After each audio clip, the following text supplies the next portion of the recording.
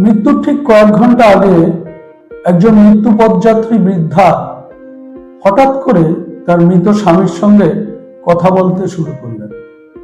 তিনি বলতে থাকলেন, ওরা আমাকে নিতে এসেছে, আমার আর সময় নেই, আমাকে এক্ষুনি যেতে হবে। আশ্চর্যের বিষয়, পৃথিবীর বিভিন্ন প্রান্তে হাজার হাজার মানুষ মৃত্যুর আগে এমন অভিজ্ঞতার কথা বলছে। তাহলে কি সত্যি মৃত্যুর আগে মানুষ অন্য কোনো জগতের সন্ধান পায়, নাকি এর পেছনে আমাদের মস্তিষ্কের এক বিস্ময়কর খেলা লুকিয়ে রয়েছে? আজকের ভিডিওতে আমরা খুঁজে বার করব সেই রহস্য। কেমন আছো বন্ধুরা? আশা করি ভালোই আছো। তোমাদের পছন্দের ইউটিউব চ্যানেল বায়োকোয়ারিসে তোমাদের সবাইকে স্বাগত। তো চলো আর দেরি না করে ভিডিওটা শুরু করা যাক। বিশ্বজুড়ে বহু চিকিৎসক ও নার্সদের পর্যবেক্ষণে দেখা গেছে অনেক রোগী মৃত্যুর কিছুদিন আগে বা কয়েক ঘন্টা আগে মৃত আত্মীয় স্বজনকে দেখতে পাওয়ার কথা বলে। ঘরে অচেনা কারো উপস্থিতি অনুভব করেন, উজ্জ্বল আলো বা সুন্দর কোনো জায়গা দেখার কথা বলে। এমনকি কারো কারো মনে হয় কেউ যেন তাদের নিতে এসেছে। অবাক করার মতো বিষয় হলো, এই অভিজ্ঞতাগুলো বিভিন্ন সংস্কৃতি ও দেশের মানুষের মধ্যে একই রকম। এখন প্রশ্ন হলো, বিজ্ঞান কিভাবে এই ঘটনাকে ব্যাখ্যা করছে? মৃত্যুর আগে মস্তিষ্কে রক্ত ও অক্সিজেন সরবরাহ কমে যায়। এর ফলে মানুষের দৃষ্টিশক্তি ও চেতনার উপর প্রভাব পড়ে, যা উজ্জ্বল আলো বা অদ্ভুত দৃশ্য দেখার কারণ হতে পারে।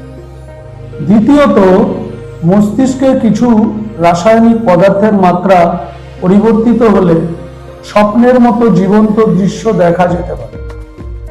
তৃতীয়ত, গুরুতর অসুস্থ রোগীদের ক্ষেত্রে অনেক সময় শক্তিশালী ব্যথা নাশক ওষুধ দেওয়া হয়।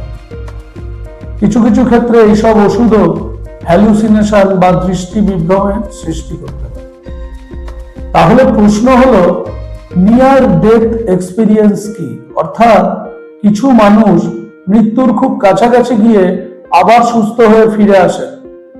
তাদের অনেকেই কিছু অদ্ভুত অভিজ্ঞতার কথা বলেন, যেমন একটা অন্ধকার সুড়ঙ্গের মধ্যে দিয়ে যাওয়া, বহু দূরে উজ্জ্বল আলো দেখা, নিজের শরীরের বাইরে থেকে দেখতে পাওয়া, গভীর শান্তি অনুভব করা ইত্যাদি। বিজ্ঞান কিন্তু এখনো নিশ্চিতভাবে বলতে পারেনি কেন এই অভিজ্ঞতাগুলো ঘটে, আর এখানেই শুরু হয় সবচেয়ে বড় বিতর্ক। ধর্মীয় দৃষ্টিকোণ থেকে অনেকেই মনে করেন এগুলো পরকাল বা আত্মার অস্তিত্বের ইঙ্গিত হতে পারে। আবার দর্শনের দৃষ্টিতে মৃত্যুর আগে মানুষ যা দেখে বা অনুভব করে তার একক কোনো ব্যাখ্যা নেই। আসলে দর্শন এখানে কোনো চূড়ান্ত উত্তর দেয় না, বরং তিনটি বড় প্রশ্ন সামনে আনে। 1 নম্বর, চেতনা কি শুধুই মস্তিষ্কের কাজ? 2, আত্মা কি দেহের বাইরে স্বাধীনভাবে অস্তিত্বশীল? 3, মৃত্যুর অভিজ্ঞতা কি আমাদের বাস্তবতার ধারণাকে চ্যালেঞ্জ করে?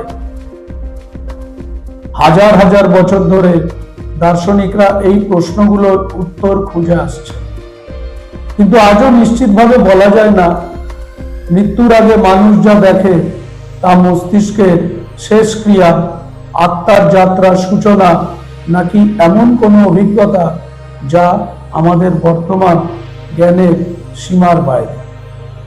তাই মৃত্যুর আগে মানুষ আসলে কি দেখে? প্রিয়জনদের মুখ, মস্তিষ্কের শেষ খেলা, নাকি সত্যি অন্য কোনো জগতের দরজা? এর উত্তর হয়তো এখনো আমাদের জানা নেই, কিন্তু একটা বিষয় নিশ্চিত, মৃত্যুর দ্বারপ্রান্তে দাঁড়িয়ে মানুষের অভিজ্ঞতা আমাদের জীবন, চেতনা এবং অস্তিত্ব সম্পর্কে নতুন করে ভাবতে বাধ্য করে। এতক্ষণ আমি দেবাশিস ছিলাম তোমাদের সাথে। ভিডিওটা ভালো লাগলে লাইক করো, শেয়ার করো, নতুন হলে সাবস্ক্রাইব করো, আর তোমাদের পছন্দের ভিডিও পেতে হলে অবশ্যই কমেন্ট করে জানিও। আজ এই পর্যন্তই। তোমরা সুস্থ থেকো, ভালো থেকো, বায়োকোয়ারি চ্যানেলের সঙ্গে যুক্ত থাকো। দেখা হবে আবার একটা তথ্যমূলক ভিডিও নিয়ে।